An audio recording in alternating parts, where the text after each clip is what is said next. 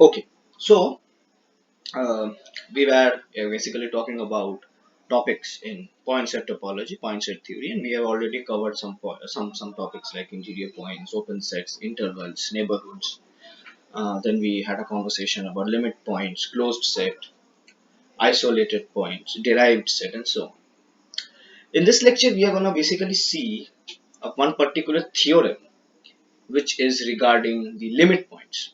Okay, the theorem is said as the Bolzano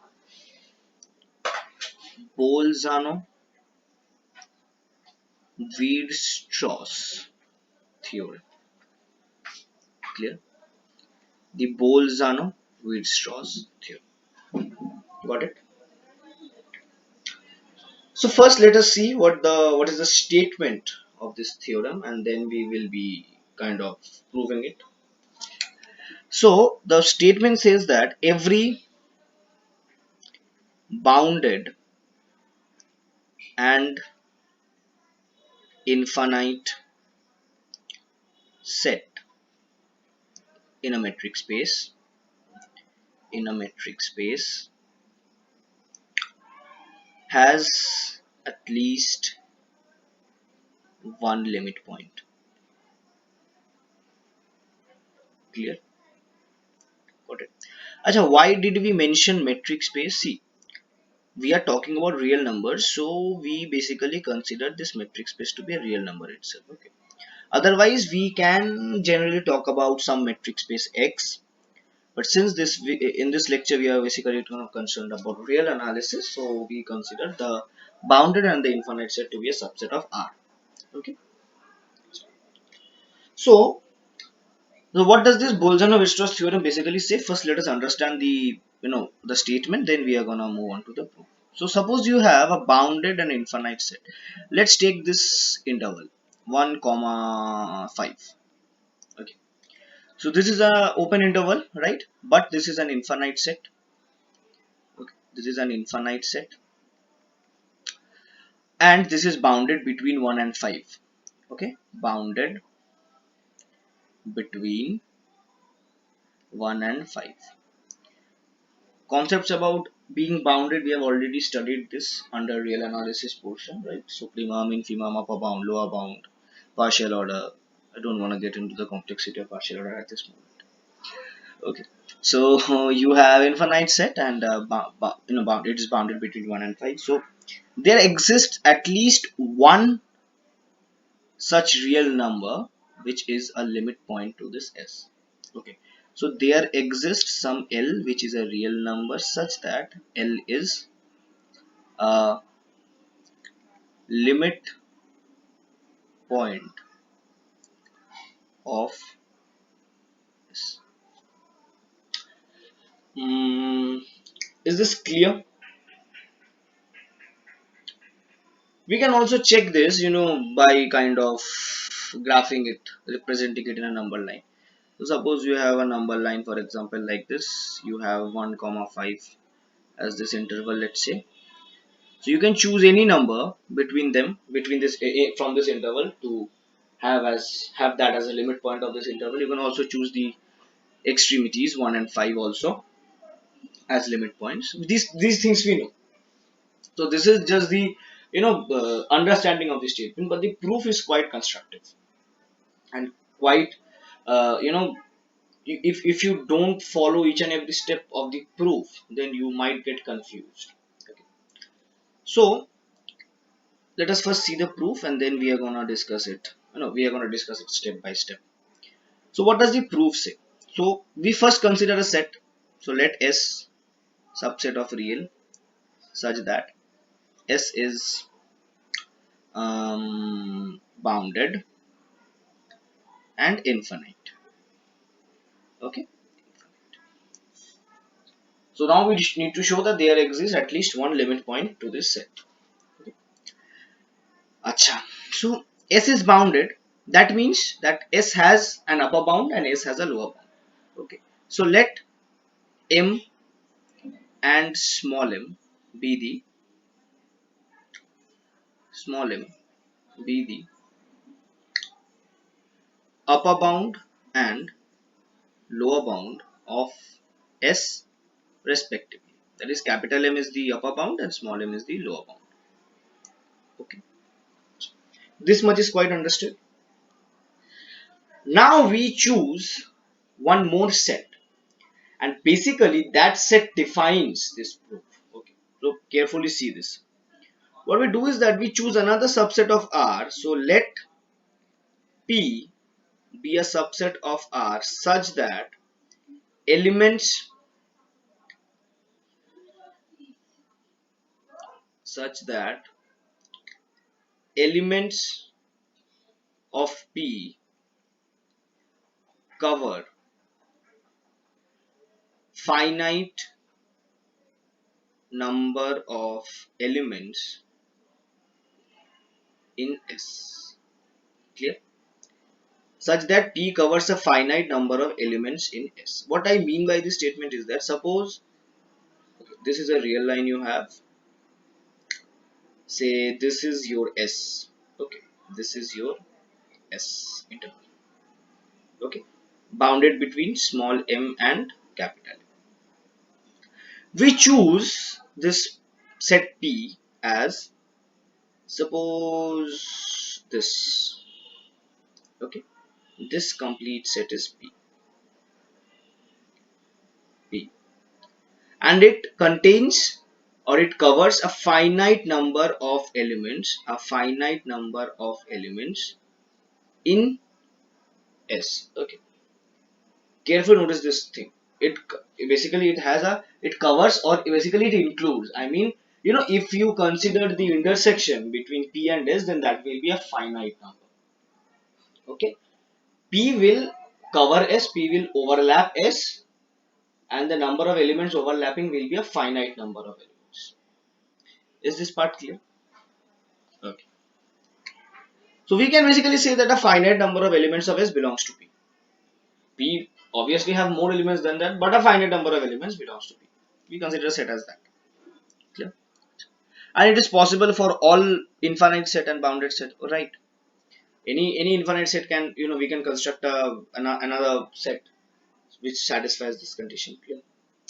Achha, now careful notice one thing, that since P covers S finitely, that is, it overlaps finite number of elements, M is also an upper bound of P, right? Reason being, you see, this element M covers an infinite elements of S, right? That's why this is the upper bound of S.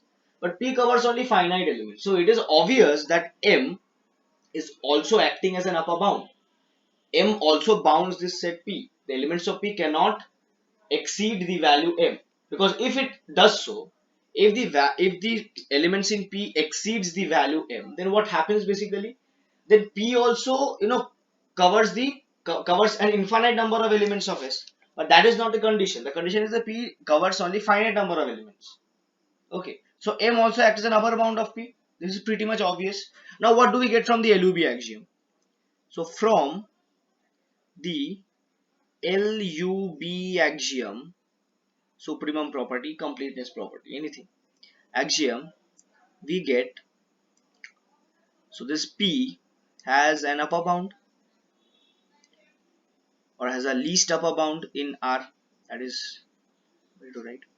Okay, so since P is bounded above by M, so P will obviously have a least upper bound in R by the LUB axiom, completeness property, right? So we consider this particular uh, least upper bound of P to be alpha. So let the least upper bound of P be alpha. Now basically what we are going to show is that this alpha will be the limit point of S. Okay. This is kind of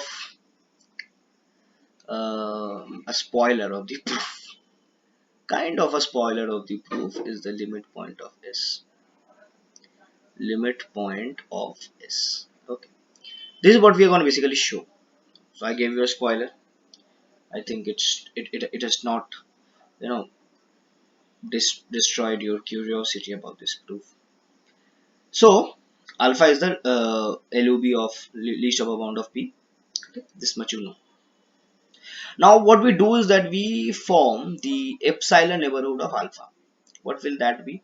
This open set, sorry, I mean the open interval, alpha minus infinity to alpha plus infinity. Okay. Now see, since alpha is the LUB of P, there exists at least some B belongs to P such that B is greater than alpha minus epsilon. This is from the direct definition of the epsilon neighborhood, right? Right. See, suppose this is a number line you have drawn. Okay, this is your alpha. Okay, this is your alpha minus epsilon, and this is your alpha plus epsilon, right?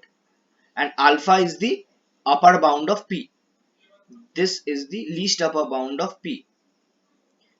Okay, so that means what? That means that P has reached till alpha or ended before alpha. Okay, but we can form an open interval having one extremity as alpha if we construct P in that way. Okay. So what I actually mean is that there are elements of P between alpha and alpha minus epsilon. This is what I mean. Okay, there are elements of P here. Okay, and what does that basically mean? That it means that there basically exists some B will, I mean some element of P such that B is greater than alpha minus epsilon. That means there exists some B which belongs here, right? Acha. Now see, now from here basically the proof takes toil. See, alpha plus epsilon does not belong to P. Since alpha is the least upper bound, so any value greater than alpha is obviously not going to belong to P. And what does this statement mean? This statement is having a great significance.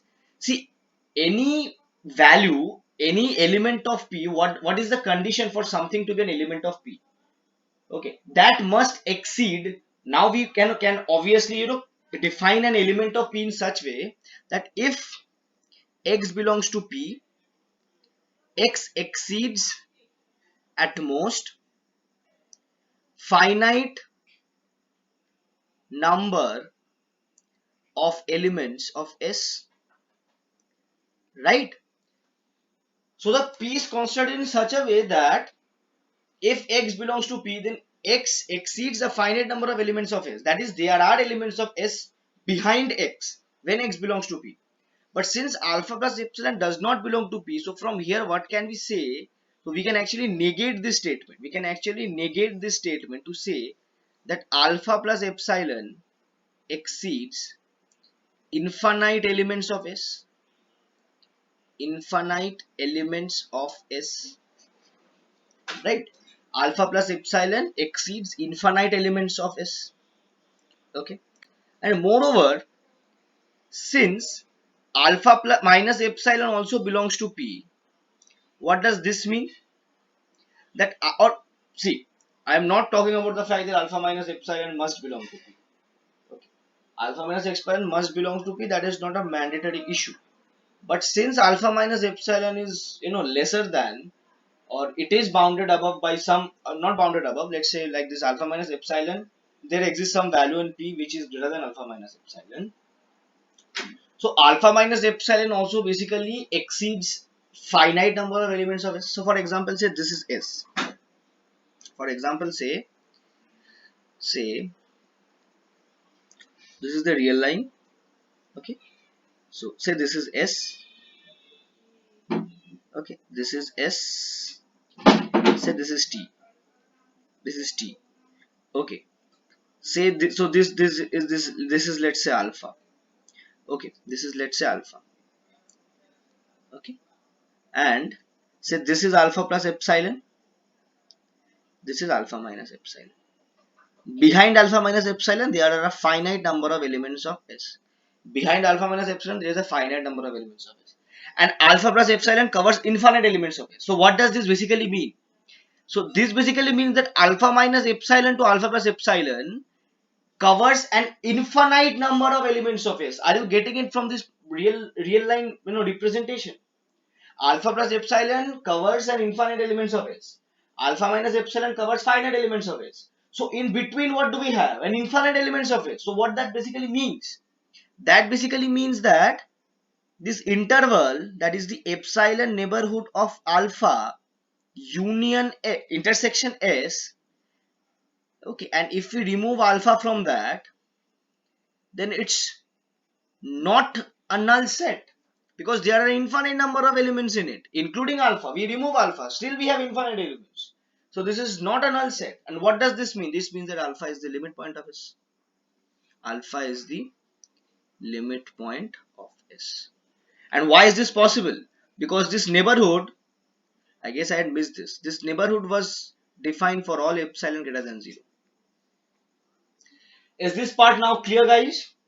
So this is the Bolzano-Weierstrass theorem. Okay?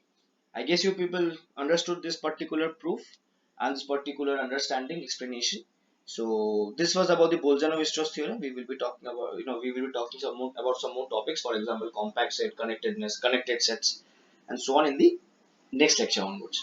So meet you guys in the next lecture.